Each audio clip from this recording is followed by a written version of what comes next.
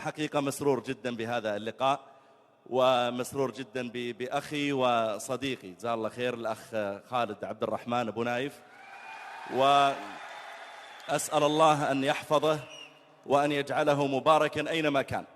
وأنا حقيقة لما رأيت هذا الجمهور الغفير ما شاء الله من الشباب علمت أنهم يحبونه كما أنني أحبه، وأسأل الله تعالى كما جعل أهل الأرض يحبونه أسأل الله أن يجعل أهل السماء يحبونه. فإن النبي عليه الصلاة والسلام قال إن الله إذا أحب عبدا نادى جبريل قال يا جبريل إني أحب فلانا فأحبه، قال فيحبه جبريل ثم ينادى في أهل السماء إن الله يحب فلانا فأحبه، فيحبه أهل السماء. الملائكة حملة العرش تحبه، والملائكة التي تكتب أعمال العباد تحبه، والملائكة التي تجري بالوحي وتجري بالسحاب تحبه. قال عليه الصلاة والسلام ثم يوضع له القبول في الأرض.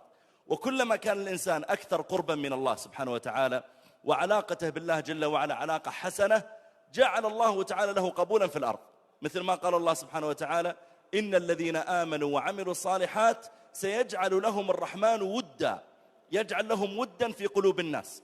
فكلما أردت أن يحبك الناس بل أن يحبك الله تعالى قبل ذلك احرص أنك تصلح علاقتك بالله سبحانه وتعالى، تصلح علاقتك أولا بصلاتك، تصلح علاقتك بوالديك، تصلح علاقتك بالابتعاد عن المنكرات، تصلح علاقتك بخدمة الناس، بالإحسان إليهم، بالشفاعة لهم، بالعطف عليهم. إذا أتاك الله تعالى منصبا أو مالا أو غيره تعرفت به على الخلق وعلى المساكين والضعفاء لأجل أن يكون لك عند الله تعالى مكانه.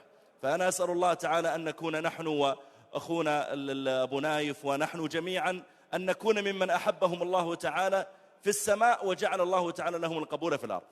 الأمر الثاني الصوت الحسن يا شباب من النعم التي يزيدها الله تعالى لبعض الناس دون بعض، مثل ما قال الله تعالى يزيد في الخلق ما يشاء، يزيد في الخلق ما يشاء. قال بعضهم يزيد في الخلق هو الصوت الحسن يعطاه بعض الناس دون بعض. ولما سمع النبي عليه الصلاة والسلام قراءة أبي موسى الأشعري أعجب بها وفرح